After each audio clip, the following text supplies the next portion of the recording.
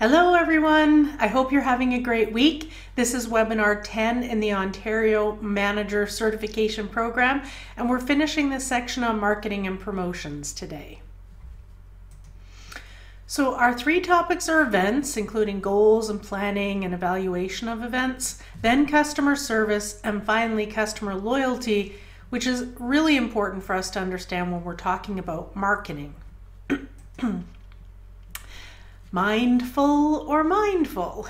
How is your attention on these webinars? Are you finding a way to pay attention so you don't have to go back over things? Are you writing things down so you remember more of the content? That's certainly my hope and goal for you in this continual reminder. All right, so let's jump right in. We're going to start with events, and there are many reasons to hold special events at farmers markets. For example, events can generate local media coverage, they can attract new customers and or serve long-standing customers by doing fun things they would enjoy. Events are an opportunity to get local businesses and sponsors involved with your market, as we talked about in the finance section of the program. Events can attract grant and project and event funding. Events allow you to partner with other local organizations. Events can be fun, educational, they can be basically goodwill offerings for your community. And events can be a way to catalyze vendors around a specific crop or topic or trend that you use as the theme for your event, and then build their internal community by having them work together on the event.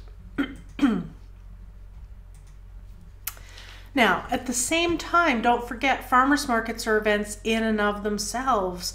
They require ongoing maintenance and weekly attention. So special event planning for farmers market organizers needs to be carefully balanced against the weekly demands of your regular market, doesn't it? Hosting special events certainly takes time and energy, and that can quickly overwhelm a market's resources if you're doing a lot of events as well as just your market maintenance and you don't have staff resources for that. They can also exhaust someone else, and that is local media if they're held too often. And that's important because media coverage, I'll say, is one of the most important reasons for hosting events. And finally, they're not always popular with regular customers and with your vendors because markets can be especially congested on event days, and you'll always have vendors complaining that their sales were down because of an event and that kind of thing. That's not a reason not to hold events, but it's just part of the understanding of events. So I say events on market day can be effective for building a market and can play an important role in the culture and in marketing your market, because that's one of the reasons to hold events. It allows you to create marketing around experiences that people have at a farmer's market. But obviously, they're not effective if they're too frequent, if they're poorly planned or not successfully executed because there isn't enough time to do that. And I also don't think markets should be paying for special events. There are enough events that can break even or even help generate revenue that you need to think long and hard about whether it's worth it to actually lose money on market events. I don't think it's a great strategy, and we'll look at that again. I would say another key to success is to plan your farmers market events strategically, sparingly, and well in advance. And for many of you, that can be working on events in the off season and in shoulder season so they really get the time and attention that they deserve. Otherwise, they're not worth it in my mind. In order to build a sustainable farmers market, market organizers like you should try to avoid an over-reliance on special events as the primary means of attracting new customers and new shoppers to the market.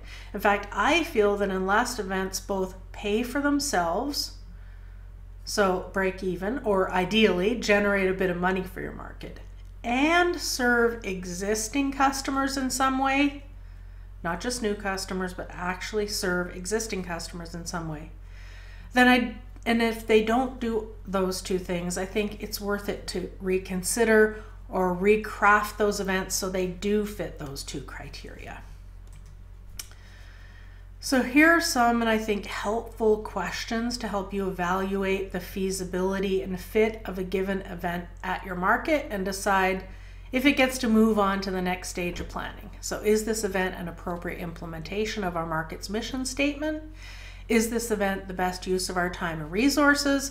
Will this event benefit our customers, vendors, and or market as a whole? You certainly want to hit at least one of those. And does our current market staff, team, or group of volunteers have the interest, the skills, and the resources to implement this event successfully? This is this whole idea of do less well.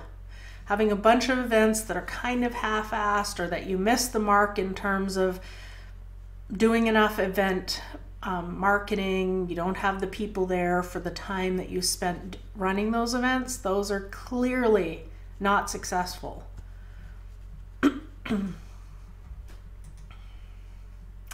Other questions.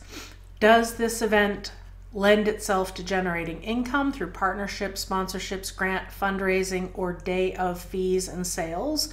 Those are all ways that you can turn events into things that the market does that generate money to pay for themselves. Is this event something media will get behind and help us promote? Will this event generate measurable results to evaluate its success? And did it first pass the 16-step opportunity evaluation checklist? So that last bullet refers to a handout I've provided you with your resources to accompany this webinar. It's this one here. Looks like this 16-step opportunity checklist. And it was developed by 4 East Coast universities in partnership with several nonprofit organizations. And here's what it says. It's often said that opportunities are like buses. There's always another one coming along. And this is true for nonprofit organizations. Unfortunately, in the quest to meet short-term financial objectives and to avoid saying no, many nonprofit organizations find themselves pursuing program or service opportunities that are not a good fit. This tool is built upon the premise that any opportunity worth pursuing is worth taking 15 minutes to assess in a formal way. We recommend taking an opportunity and putting it to the following test. And then there's a set of criteria, sort of questions to ask about the opportunity to see if it's a good fit. And so what I'm suggesting is some version of this will work for you to assess the fit and appropriateness of event ideas that you have. So does it support our vision? Does it support our mission? Is it consistent with our core values and guiding principles? How many of our strategic priorities or goals does it match with? Is it revenue positive, revenue neutral, or revenue negative? Does this opportunity have a champion within, a person who will be personally responsible for the development of this opportunity? Does our constituents clearly demonstrate that they want us to pursue this initiative? Is there a clear rationale as to why our clients would choose to access this service or program through us as opposed to some other organization? What is the risk level, low, medium, or high? Is the opportunity a one-off or an ongoing one? Do we have the expertise and capability within our organization to pursue this opportunity? And if not, can we get it? Does this opportunity interfere with or duplicate one of our other initiatives? Would our stakeholders support this opportunity? Would any not support it? Is there an opportunity to include our partners and stakeholders in this opportunity? What is the best case scenario and the worst case scenario? And finally, what is the right time to pursue this opportunity? Will the timing be better later? Has the right time already passed? Now, you can see that some event ideas, let's say a strawberry pancake breakfast event, or something like a series of fermentation classes that you're going to hold at market, they might not fit with all of these criteria, and some of the criteria are kind of irrelevant for some of our events. But I still think that using something like this to at least think through your event ideas a little objectively is a good early step in your event planning process. And so I think markets could actually take this, use this for other opportunities like funding and partners, and kind of craft templates with these questions appropriate for events only, so it might be a slightly shorter document in that case.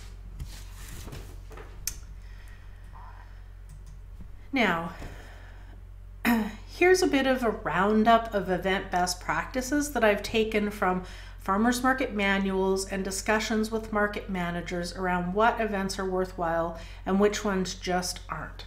So events can be at least revenue neutral. We know that, and so why not choose those?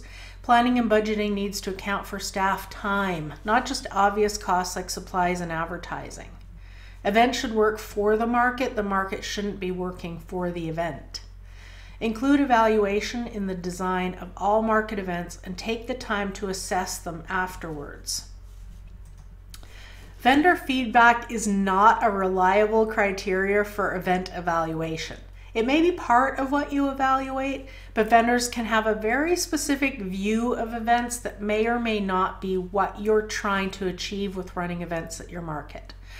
Replicability can ensure time and cost savings. And what that essentially means is that if you can create a way of doing events so that the theme and the actual components may differ, but your actual process for running events and how you plug in time and how you do your marketing, if you can replicate that over and over again with different events that you run, you're going to save a lot of time and staff expertise over the long run.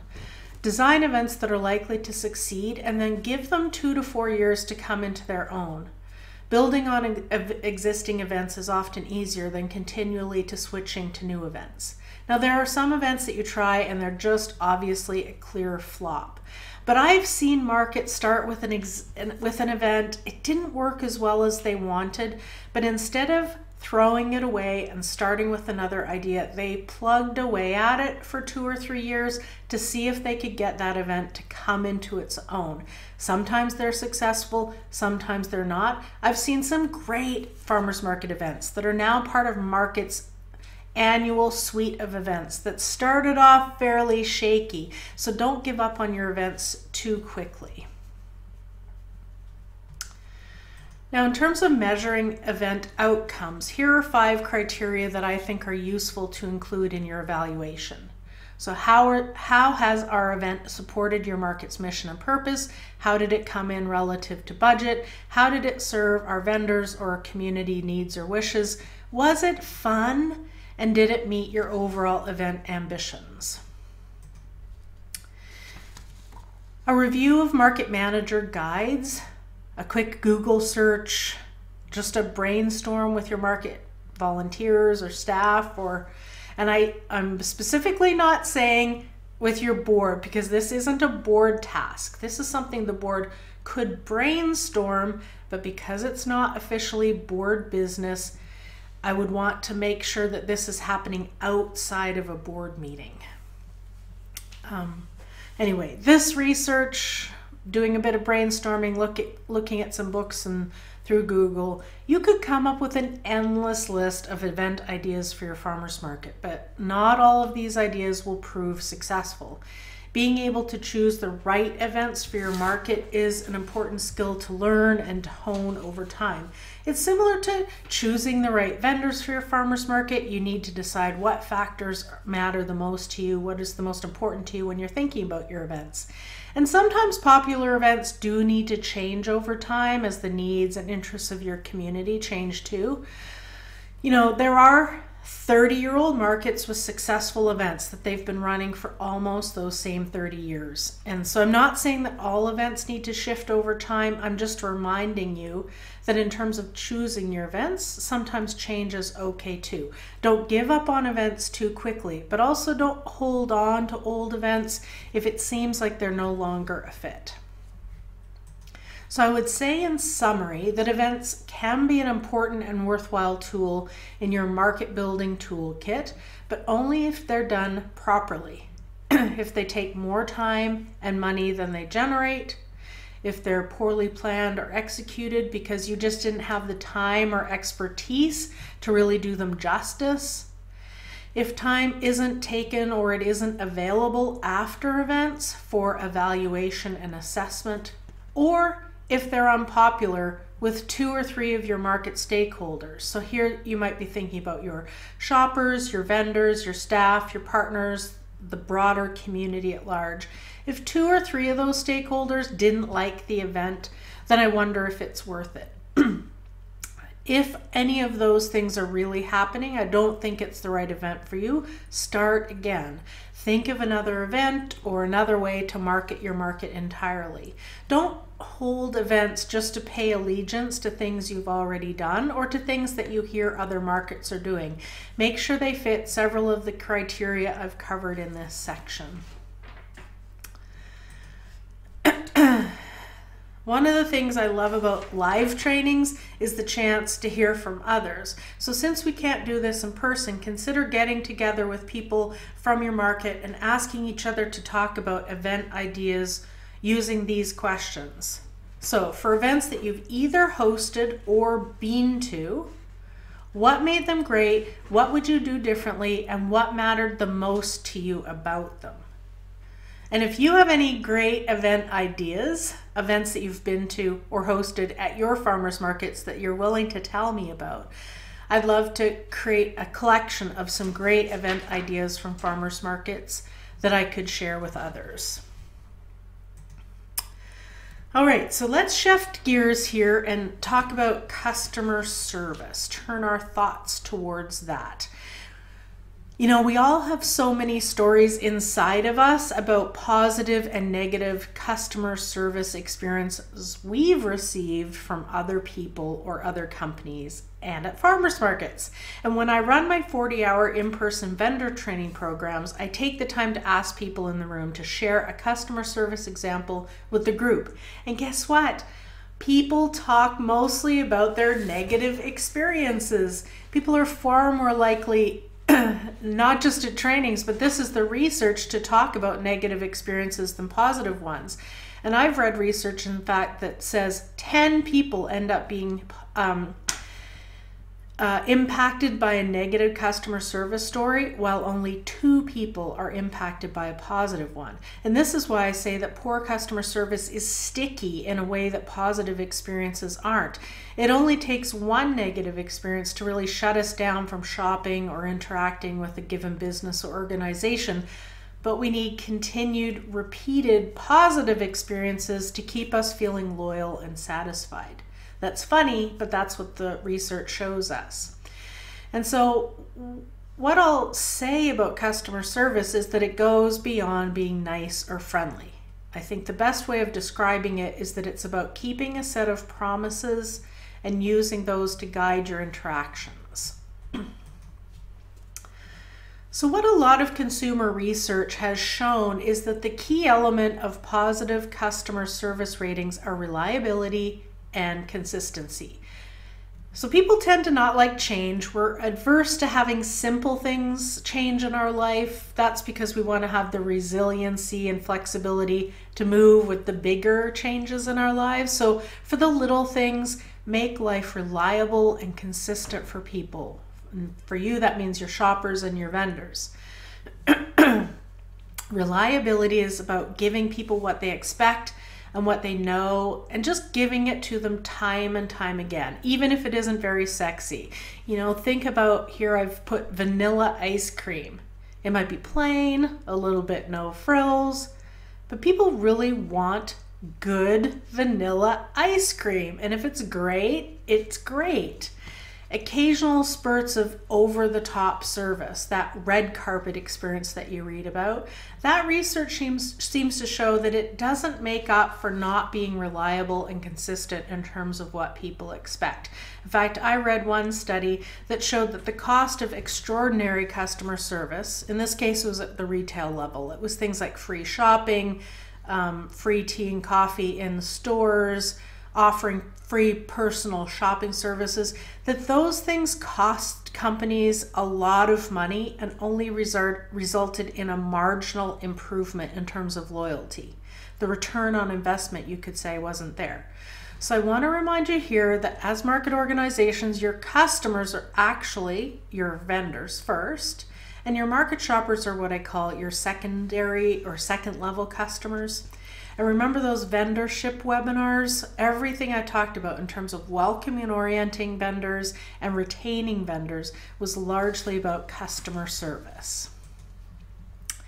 So the same concept applies to market shoppers. How are we as a market making sure we welcome and retain shoppers through our own market level commitment to community customer service? So for example, do you have a new customer welcoming and orienting program at your market? A new shopper program, you could call it. Probably not. Very few markets do. But could you? Would it help you? Yes, it probably would. So many people come to markets and don't come back. We know that. And there's lots of reasons for that. One of them is because you only have one chance to make a great first impression, as the saying goes. And if the market itself isn't doing anything to welcome and orient new shoppers, then you're basically leaving their experience up to chance or up to their interactions with vendors and other shoppers. So to the extent that you can influence that experience at some level, I'd like you to consider working on that. And we'll see some examples of how you could do that through this webinar. Now, if you look at another document I provided with this webinar, it's entitled A Customer Service Commitment Worksheet. And it looks like this. Yours is actually a little bit fancier looking. I reformatted it for you.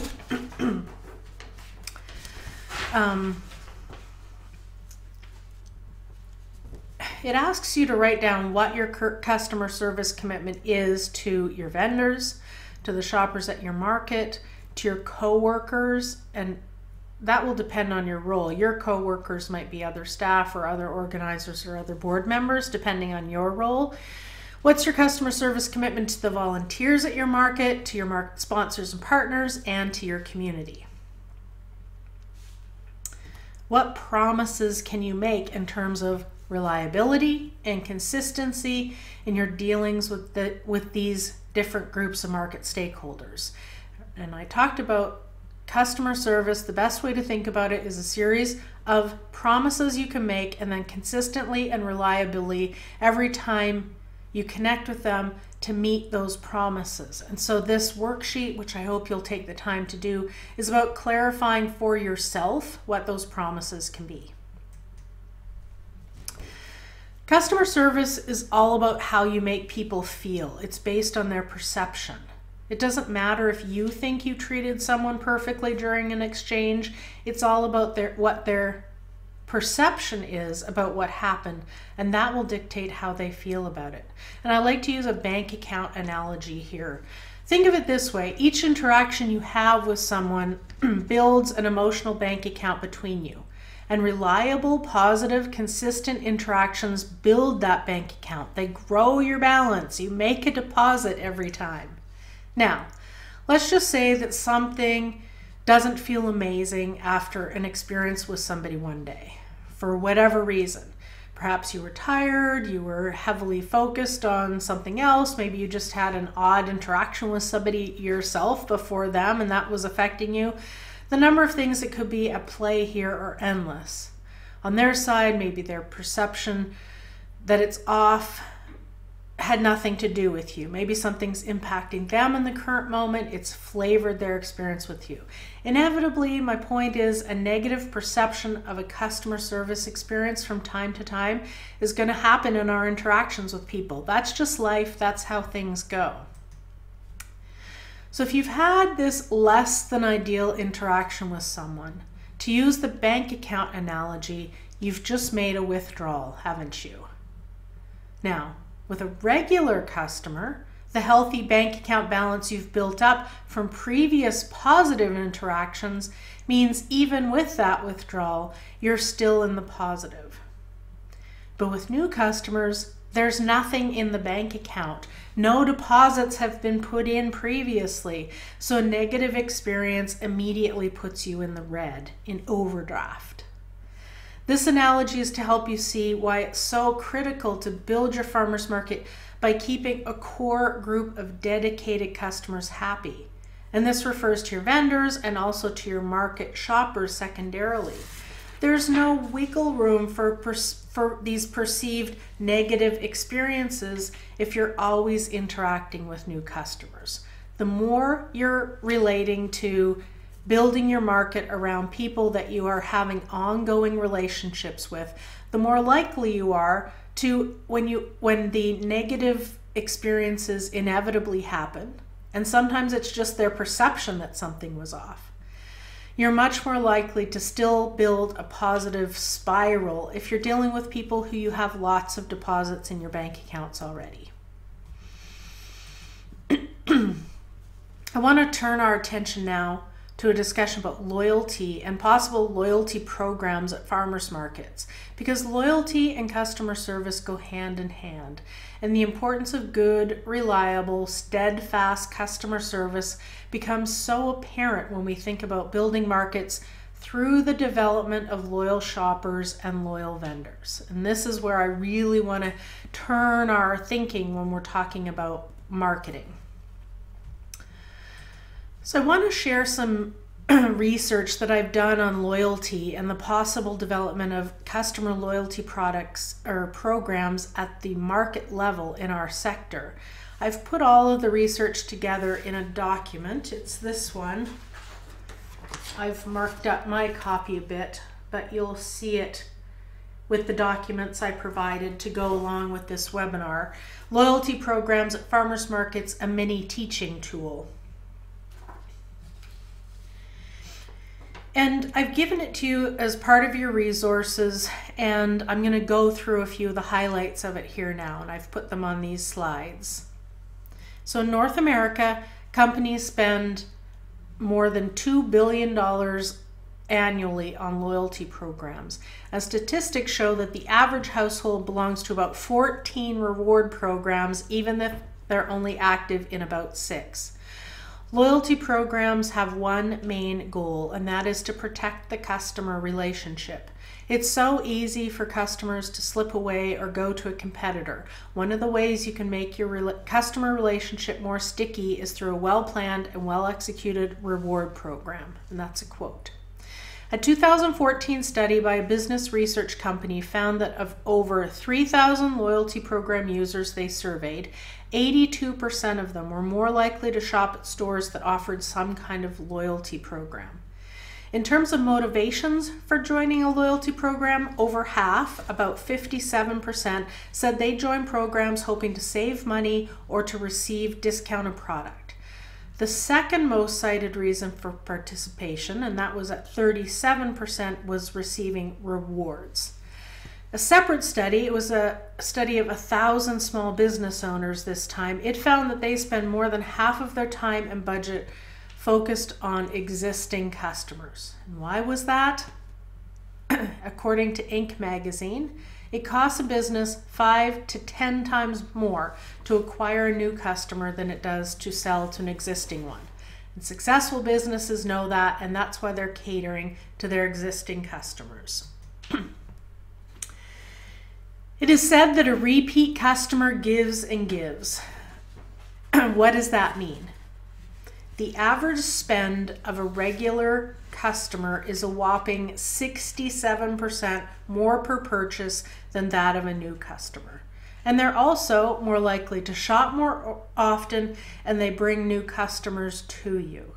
Hands down, loyal customers are the key to business success. And at the vendor level, they'll agree, and many of them have had this exact experience. So farmers markets focus a huge effort on always finding new shoppers to come to their markets, don't we? Even on new vendors, when we don't have good vendor retention practices in place, our new vendors come and go too quickly at our markets, and we end up, in order to have 50 or 100 vendors in our overall vendor list, we've gone through 150 or 175 vendors to do that. What if the research is telling us that this myth of relying on new customers just doesn't hold up? Loyalty matters so much in the farmers market sector because loyal, regular customers are the anchors to our vendors as businesses. Our focus on always finding new customers to come to our markets is not founded on what marketing research tells us. Now, the Pareto principle, it's based on the work of an Italian economist, Vilfredo Pareto, and it's also known as the 80-20 principle or the law of the vital few. And it's a law that states that 80% of the effect of something comes from 20% of its cause. So he was working in the late 1800s, and he found that 20% of feudal landlords held 80% of land. And that was true in Italy, but he looked further afield across Europe, and amazingly, that same 80-20 relationship held true across multiple countries. He also found that 80% of peas by weight came from 20% of the pods. So this worked out in a couple of different realms in which he worked. And today this principle has been shown to hold true in multiple applications, from healthcare to business to biology to fashion. Each of you experiences this yourself. Tell me if I'm wrong. You wear 20% of your clothes 80% of the time, don't you? One of the core implications of his work in a business concept is this rule of thumb that approximately 80% of your sales will be generated by 20% of your customers. It's worth repeating because it's so important. 80% of your sales will be generated by approximately 20% of your core repeat loyal customers. Businesses and organizations that focus on keeping and serving their dedicated customers and clients, rather than continuing to focus on finding new customers, they're the ones who inherently know the value of loyalty to their success. If we as farmers market organizers can shift our thinking away from being fixated on finding new shoppers for our markets and focus it instead on keeping our existing shoppers loyal, we could grow our markets more cost effectively, for one thing, and we would be helping our vendors really grow their markets as well, their vendor businesses. I also want to make the point that higher sales volumes for our vendors isn't purely a number game, and I'm sure you'll see this. What I mean is that if you have more people at your market, that doesn't necessarily translate into higher sales for all of your vendors. This is because sales aren't driven by sheer numbers. They're driven partly from foot traffic and sheer exposure to customers, sure. But deeper than that, how we and we've talked about this, I know we've seen this. Sales are driven by customer service, by having good people skills, vendors who know how to present themselves and their products well, and by markets themselves that are inviting, well organized, kept clean. They have lots of amenities, enough bathrooms, enough parking, lots of clearly labeled garbage and recycling centers. Also, markets that have good signage throughout the market itself. They have a good flow of foot traffic. It's easy for people to move through the market. They have easy to understand logistics in terms of how to do checking out and that kind of thing. Those are the kinds of things that grow sales for our vendors, and we're mistaken if we think that it's only about numbers. Finally, sales are driven by loyal, regular customers who already have a relationship with the market and with the producers. They like and trust that vendor. They like and trust our market as a destination to go. And so there's an ongoing opportunity there for repeat sales week after week if we're remembering that those shoppers and those customers are the ones that we want to be focusing on. Getting them to come more often is easier, more successful than simply trying to get new people all of the time. So the summary so far is sort of this, that loyal customers account for the overwhelming majority of a business's sales. And secondly, more customers overall doesn't always translate into better financial success for our vendors. What does bring strong sales consistently is having well-managed markets with customer service-oriented vendors who cater to regular customers and focus on building those loyal repeat relationships. Customers who are more loyal will spend more at your farmers market than a constant flow of new customers ever will. So there's a big opportunity for farmers markets in Canada to grow our segment there of regular and weekly shoppers. We aren't even quite at half yet. So what we know in Canada is that according to a 2008 national Canada-wide research study, and this was led by FMO, 48% of farmers market shoppers attend their local market every week. According to a 2012 study for the BC Association of Farmers Markets, approximately half of all farmers market shoppers there attended 2 to 3 times per month. According to a 2013 economic impact study conducted by Farmers Markets of Nova Scotia, approximately 45% of Nova Scotia farmers market shoppers are what they consider regular patrons. And finally, according to year-end customer surveys for 2011-2012, the last years I was managing my farmers market, 47% of our shoppers rank their attendance as most weeks.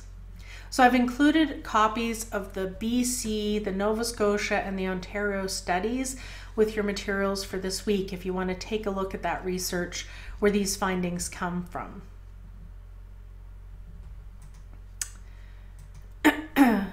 So the point with those is we have lots of room for people to move up from 50% so that they're coming so that we have 60 and 70% of our shoppers coming every week. So given all of this, I wonder, why are we so focused on finding new customers for farmers markets? It's one of our unfortunate and perhaps dated rallying cries, the call for more new people to come to our markets. What would happen if we switched our approach and found ways to get more of our farmers market ready occasional shoppers to come more often? How can we nudge that particular group to come more regularly? And you know what? The research also said this: regular customers are more likely to bring new people with them.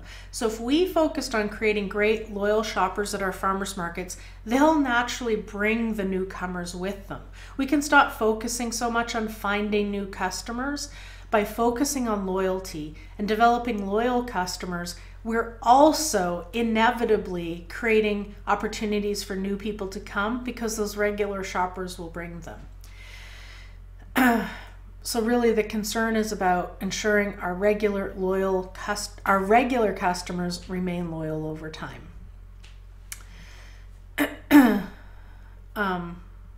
So one loyal customer is worth 10 new customers. What does this mean?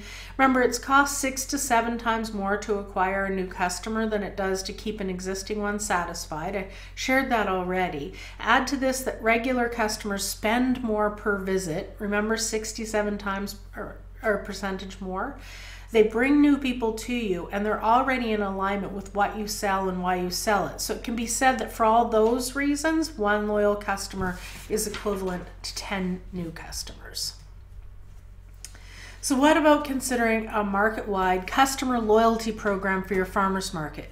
Great programs can bring people together. They multiply that community, good vibe feeling of markets. They can be fun and something to look forward to and celebrate.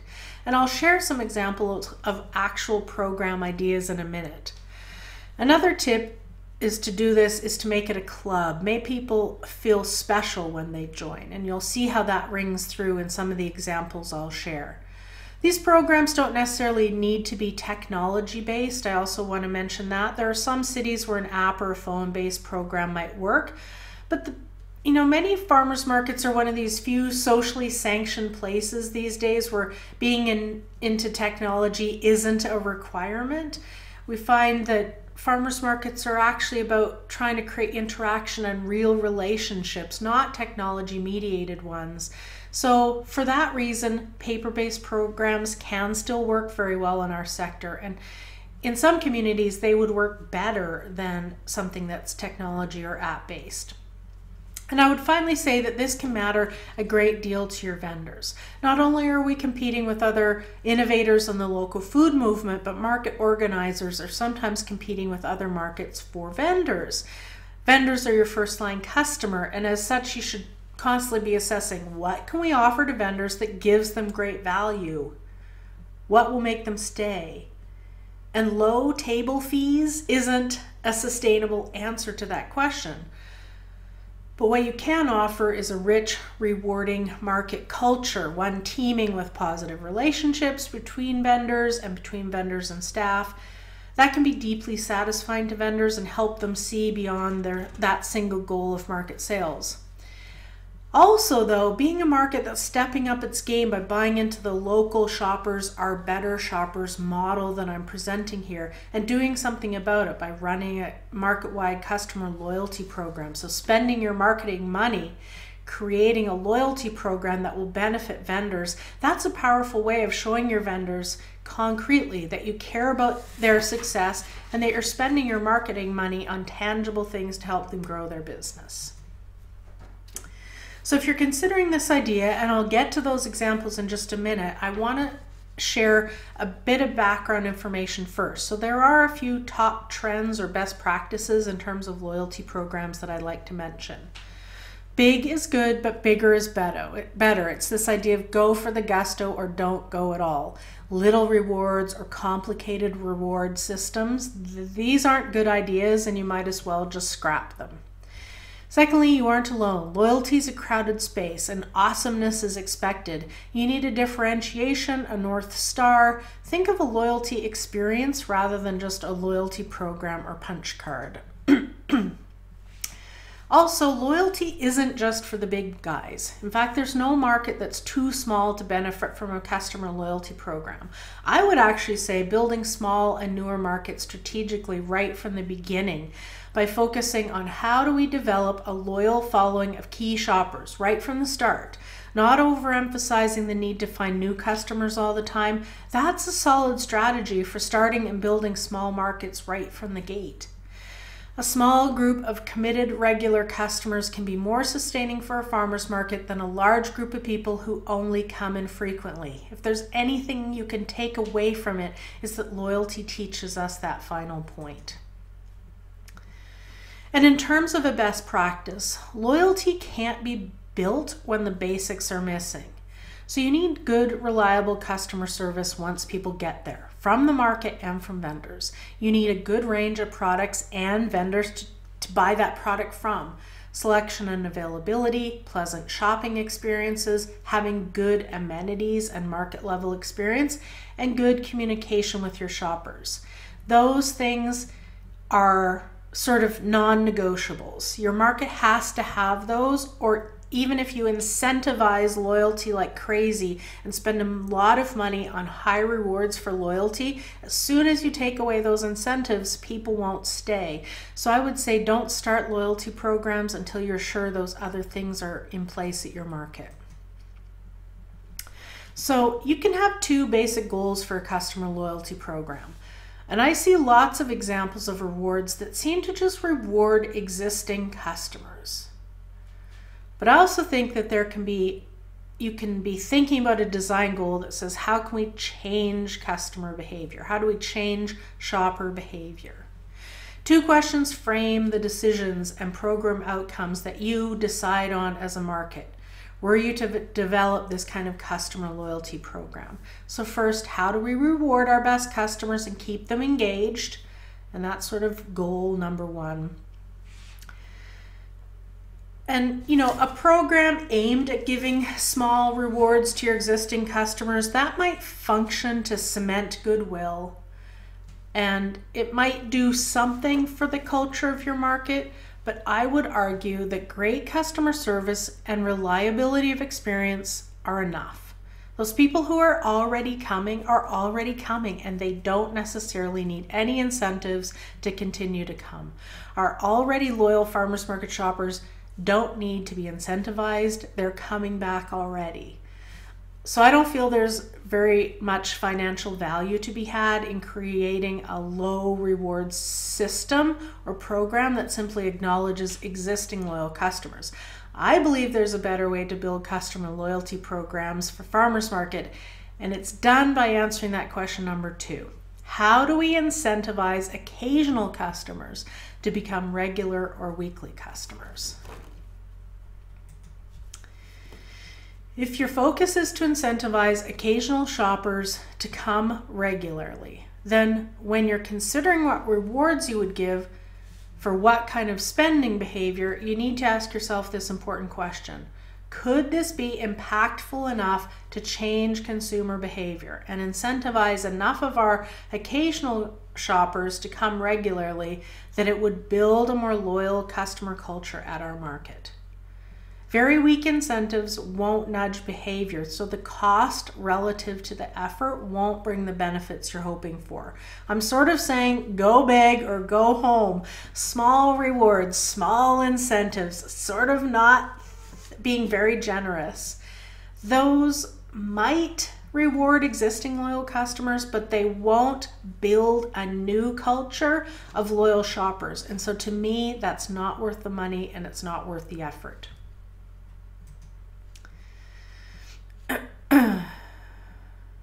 So I'm going to go there. Hang on.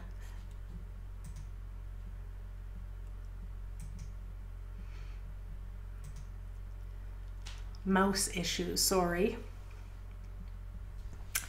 So deciding what program you would create is a matter of understanding and considering a number of factors. So for example, think of the goals your market would have for running a customer loyalty program. Think about your budget. Think about your market's administrative capacity, that staff capacity. Do you have people on site to be stamping cards or dating coupons or handing out your cards? Think about your market's age and size and community demographics, because all of those will impact the kind of program that would work best. So as you go through the examples that I'm going to share here in a minute, keep in mind really very clearly what kind of market you have, because you might think, ooh, that sounds like a great idea, but it's only a great idea if it fits well with your market. So I have a few ideas in terms of loyalty programs for farmers markets that could get you thinking about possibilities for your own market if you want to explore this. And I think loyalty can actually be built without an official program, but programs can be right for some markets for sure. So I'm going to outline one program in detail, the Market CSA concept. And then I'm going to give two other short ideas for programs I developed as prototypes, and then I'll share with you some of the loyalty programs I've actually found working. So those first three are ones that I think have some value. But what are some that are actually working at farmers markets around North America that you might be interested in hearing about? So the idea of a market CSA is to offer market shoppers a financial incentive when they commit to spending a certain amount of money at your market over the course of a season or a year. So for example, you could structure it so that your shoppers would pay the market $300 and then receive $325 worth of market coupons, which they could then spend at any vendor's booth during the current market year or market season.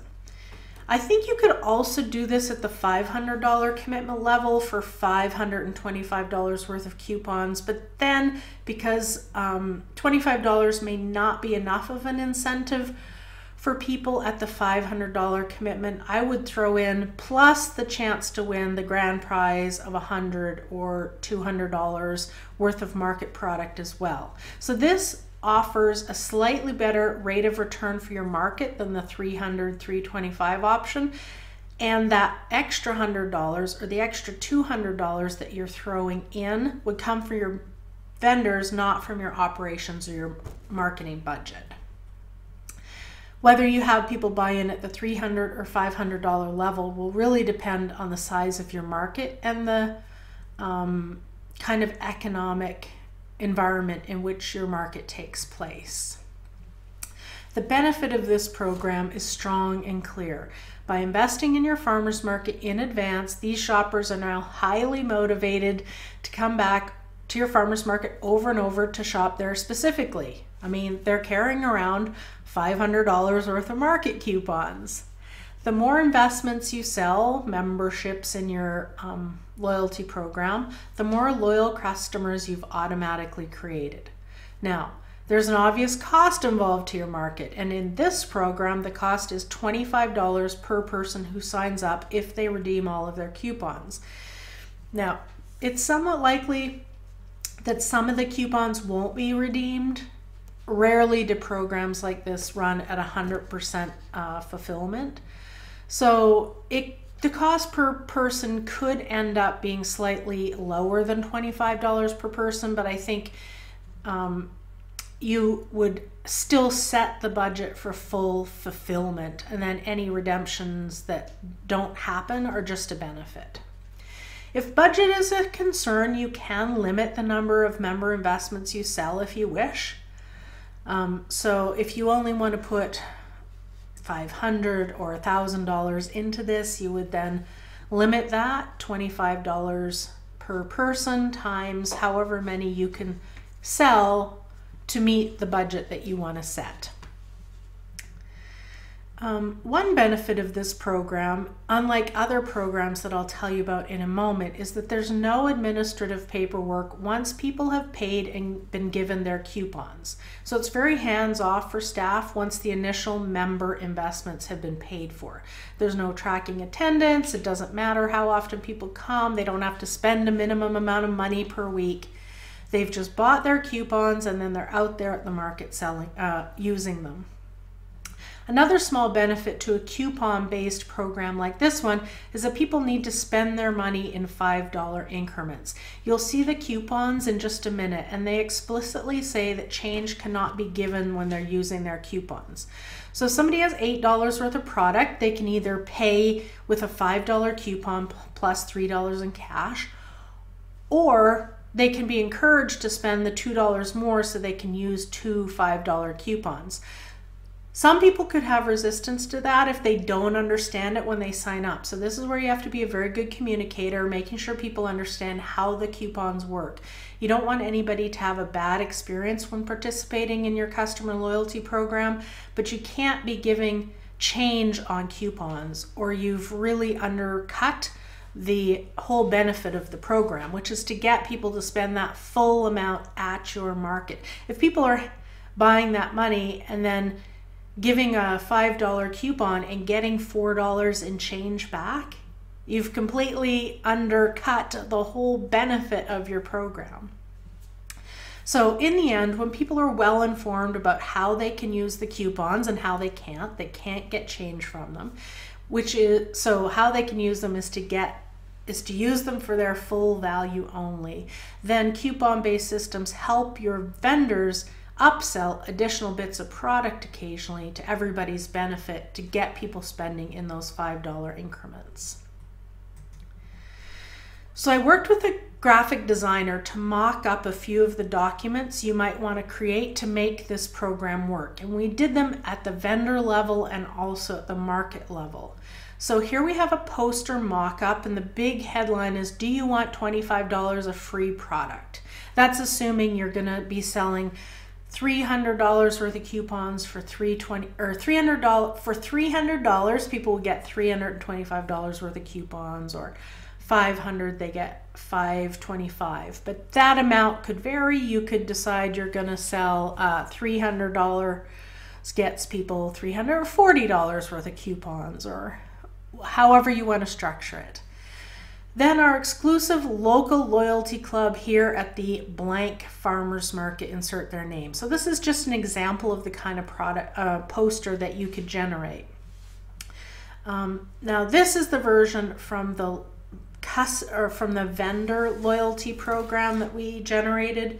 The text isn't exactly right for a market-wide loyalty program. I didn't want to pay the graphic designer to create two of everything, so I just have one example here. So you'd have to edit it a little, but the rest of the text basically says, then join our exclusive local loyalty club here at the blank farmers market. So the Huntington Farmers Market. For $300, you receive $325 worth of coupons, but those are in brackets. Of course, you'd change that based on what you're doing, which you can use to buy any product at the Huntington Farmers Market during the, and in this case, 2015 market season. This helps us buy, and so you tell consumers, shoppers, why this is important to your market. This helps our customers buy, so by providing them with free product and great savings, And then there's even smaller print if you want to say something smaller there, additional to market to customers as well on your actual poster. Now, here is a market coupon we came up with. This is the kind of thing that you could develop to go along with your local loyalty club. This is the Market CSA. You can call it whatever you want. This bill is worth $5 towards the purchase of any item from any vendor at the Truro Farmers Market. And then the Truro Farmers Market logo is on there. And it also says valid until, and the end date is the end of your market season or market year. It's really important that these bills don't roll over forever because you're trying to build loyalty, which means you're trying to get people to spend $325 worth of coupons that market year. If you're selling these and giving people $25 of basically free market money, you don't want them using that over the next 5 years because that isn't the definition of a loyal customer. It's also important to put this bill has no cash value, no change will be given. You don't want to be printing cash. That's not legal to do in Canada, so these kinds of coupons can't have cash value. And no change will be given. Again, you want to make sure that when people pay their money and then are given free money in exchange for that, that they're not just going and changing a lot of these bills and going home with cash in their pocket, because then they're not actually spending the equivalent of $325 or $525 at your market. It's not worth doing that if you're giving change. And then finally, the final mock-up, again, this is for the vendor-based program. You need to reword this for a market-level loyalty program, but the rules and fine print are really important to establish. And so you'd want each person to sign that they agree to their rules.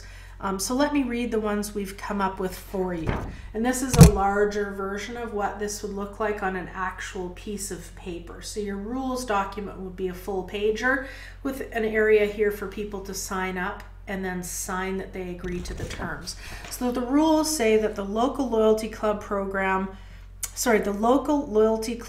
coupons, or your Market CSA coupons, or whatever you're calling it, are valid for use only at the, let's say, Huntington Farmers Market during the, let's say, 2015 season. Our market ends on, and there's a date box, so let's say it's December 29th or October 14th, and coupons expire on this date. Your rules have to say all that. Number 2, at the end of the season, if you still have unredeemed coupons, you have the option to purchase another set of coupons for the next year, in which case we will exchange your unredeemed coupons for coupons valid for the next season.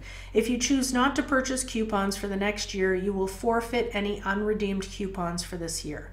And that's also really important. If you're going through the trouble of creating a loyalty program, people don't end up being loyal. I want my money back. That isn't how this works. They can get more coupons for next year if they re-sign up again, but you don't just give money back because people didn't end up being loyal. You've gone through a lot of work. This has to actually create loyal customers for you. Number 3, we're not responsible for any lost or stolen local loyalty club coupons. And finally, local loyalty club coupons are not redeemable for cash and they are not refundable.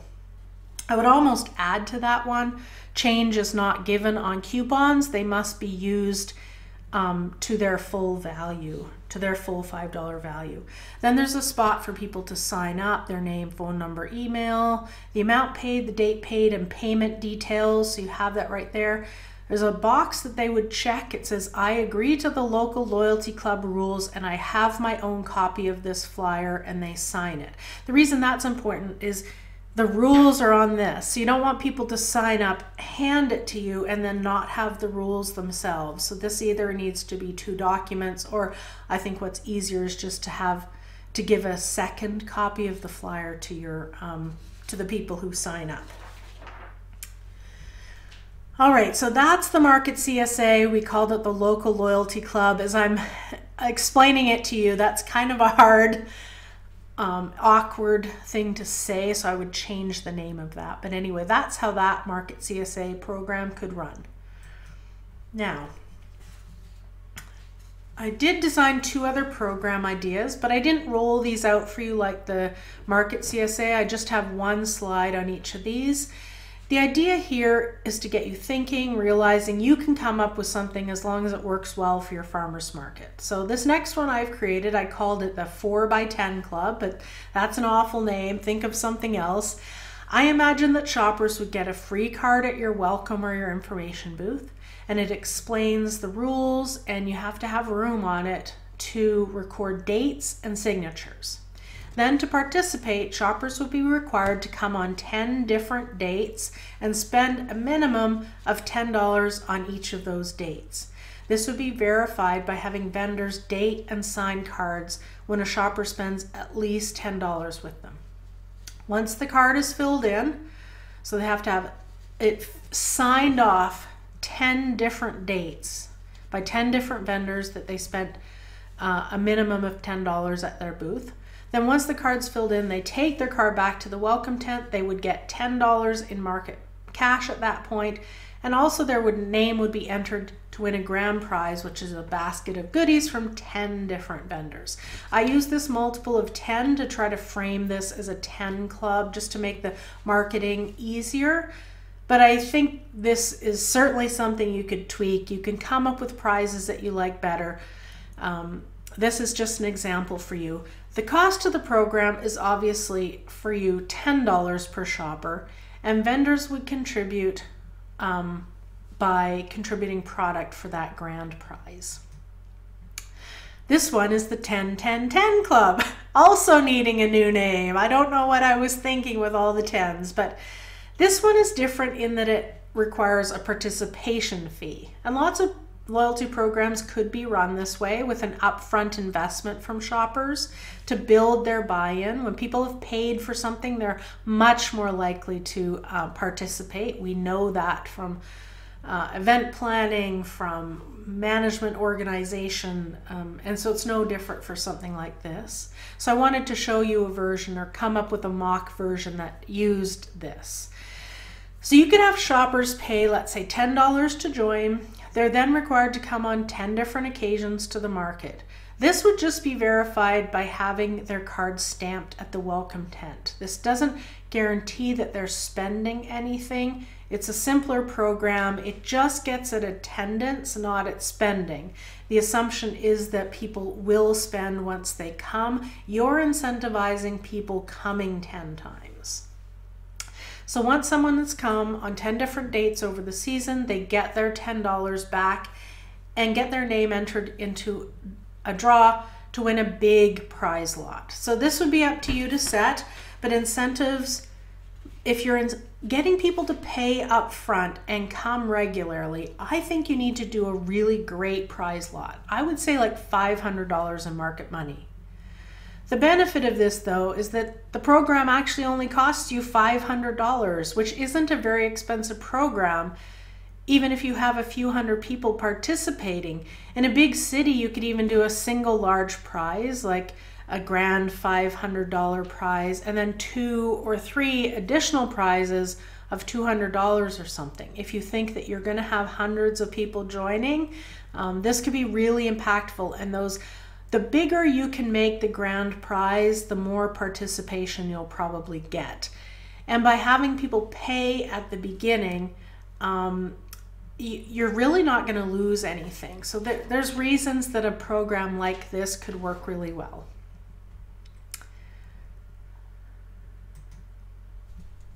Now, I have a few other examples to show you from other farmers market programs, but I wanted to point out a couple things to keep in mind as you're thinking about these examples that I've just shared and will share. First, loyalty programs that rely on vendor verification rely on the goodwill of vendors, and unfortunately not all markets can rely on that.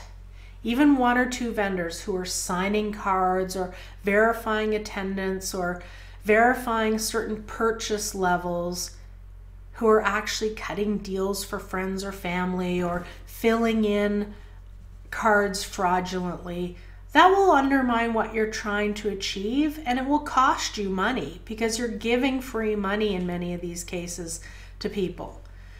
So we hate to think about this, but there are vendors who will cheat the system at some markets. So think through, what type of vendorship do we have?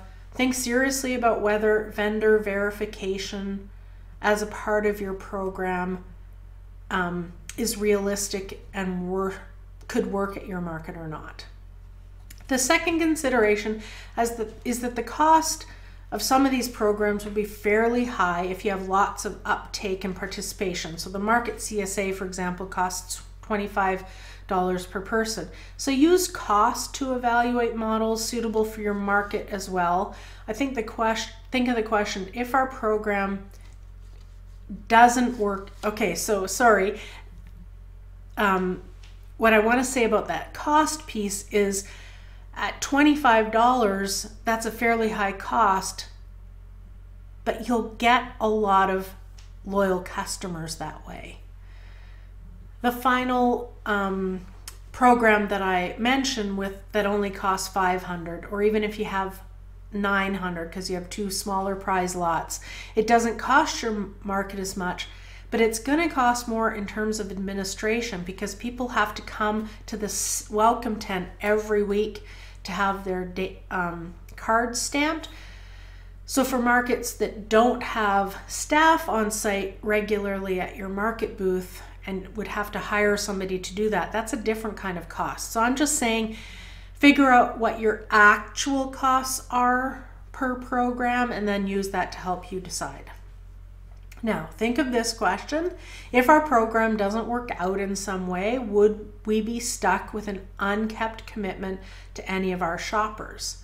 Because not everything always works out. So what are the worst case scenarios based on a given model that you might be trying?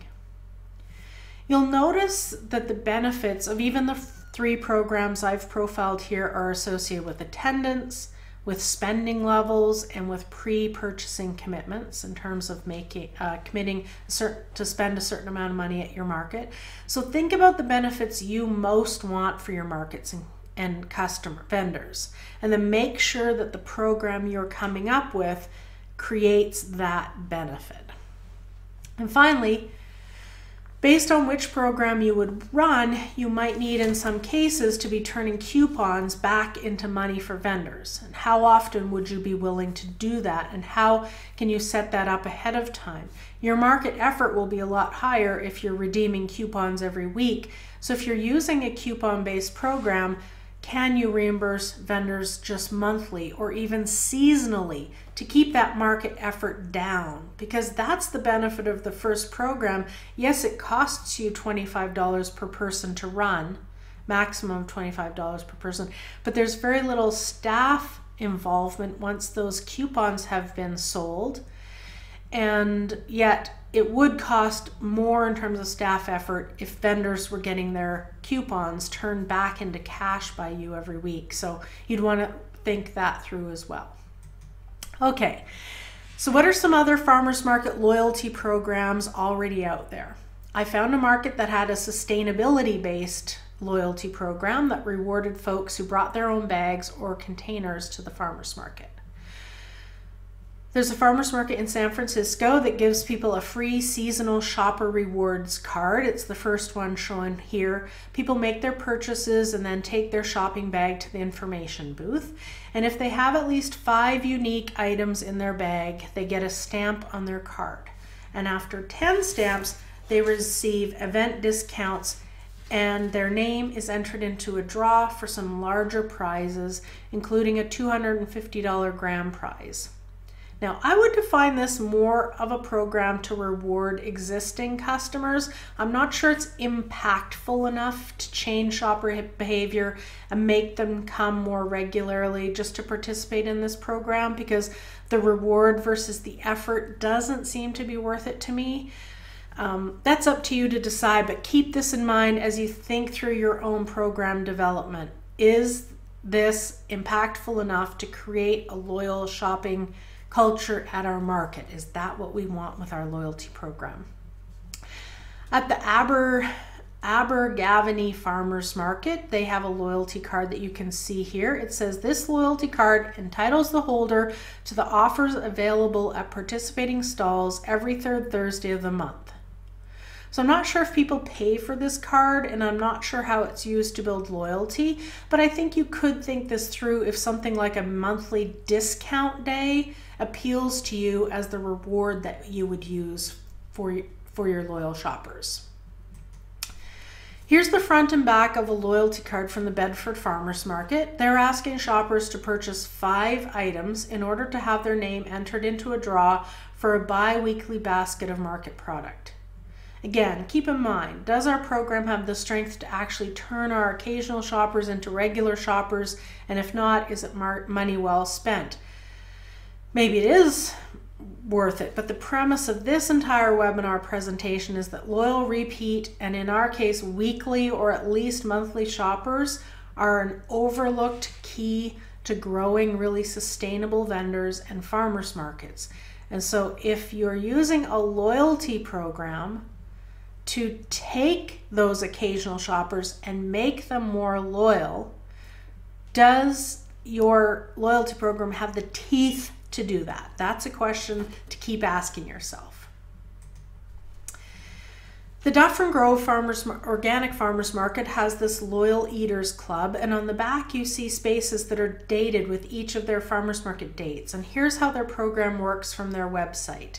It says, when you spend $10 or more at the Dufferin Grove Organic Farmers Market on any date during the program, present your card to receive a stamp for that day.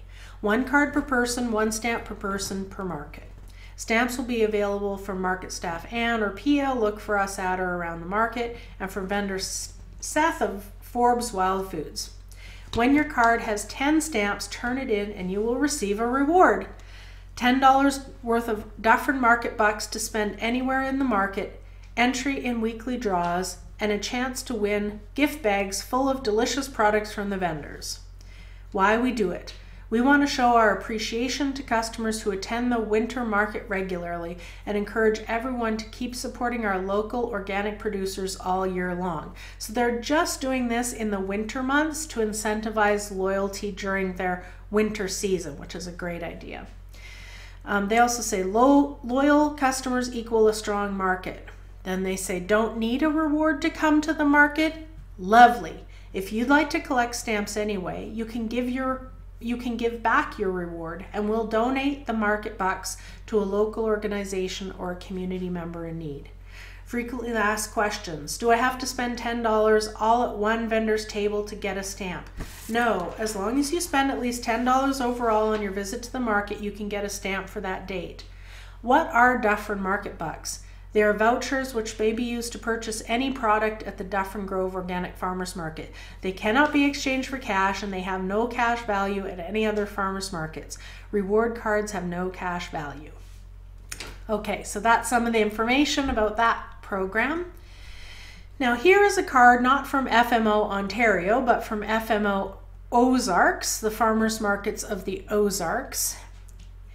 And here's how it works. Grab a card, join our customer loyalty program and start reaping the benefits. Stop by our market hub during any market day to pick up your card. Get a punch for every $5 you spend at market. That means if you make a $25 purchase with one of our vendors, you will get 5 punches added to your card. Fill in your card and turn it in. Once you have all 20 punches and have completed your card, write your name and number on the card and turn it in to our FMO staff at the Market Hub. Get 10% off FMO swag. You can choose to use your completed card to purchase FMO swag such as t-shirts, bags, etc. at a discount of 10% off when you turn in your card. Be entered to win free stuff. And to cap it off, when you turn your card in, you're entered to win $50 to spend at the market. We have a drawing at the end of every month and you can turn in as many cards as you like monthly. So the one thing I'll say about this is, again, the reward of 10% off FMO swag in and of itself is nowhere near impactful enough to really incentivize a change in shopper behavior in terms of where they shop. I like that last bit that they have a drawing at the end of the market month at the end of every month for $50 worth of market money, and you can turn in as many cards as you like monthly. There's something about that that's appealing, and I would almost focus on that more in my marketing. Now here's one I really love. It's from the Keck Farmers Market, and the punch card actually has the name of 12 vendors on it. I know it's very hard to see, and I couldn't blow it up. It distorts as you blow it up. So it says, get rewarded for buying fresh produce and hot food at the Keck Farmers Market. Purchases from vendors at the farmers market now equals rewards. Collect all 12 stamps on the loyalty card and claim prizes. Stamped cards can be picked up at the community benefit booth, which is a great name, by the way, for their welcome booth. The card itself says, collect a stamp at each location and bring your completed card to the community benefit booth to claim your prize. Now, it's not clear at all here what the prizes are, and I think leaving people guessing about what they would win might discourage some people from participating. So I would more clearly state what those prizes are. But anyway, why I really like this is that I think the vendors on the stamp could be helping pay for the cost of the program. Let's say you offer this to 12 of your vendors, or you say we're creating a vendor loyalty card, and people have to actually come get a stamp because they've shopped from you, and your name of your business is right on the stamp. We'll give you a spot for $50. If you have 12 vendors paying $50, that raises $600 for you to run the program. And if you're a seasonal market from May to October, that gives you $100 per month as a grand prize to offer to people with completed cards, all paid for by the fees from the vendors to be in your loyalty program. Vendors obviously benefit tremendously because you're driving business directly to their individual booths, and they have to shop from every single person on that card in order to have access to the grand prize, which might be your $100. I can see larger markets that could have 2 or 3 sets of 12 vendors. So you'd have multiple cards in circulation, you'd hand them out in order. So basically, I'm saying you'd create a fair way of making sure that every one of your 2 or 3 cards are being given out at an equal number. And again, if vendors are paying $50 each to participate, you'd have lots of money generated for prizes and even some of your administration and printing costs if you did this kind of program. So I think that's a great example too. So thanks for this great webinar. That's it for today. If you have, remember, any event or loyalty program ideas to share with me, please do so. I'd love to let more markets know what each other are doing. Next week, we'll be moving on to the final 2 webinars on skills for running markets, and I really enjoy that part of market management, the chance for you to look at your own renewal and skills and satisfaction in your job. So I hope you have a great day, have a great week, and I look forward to seeing you on the next session. Bye, everyone.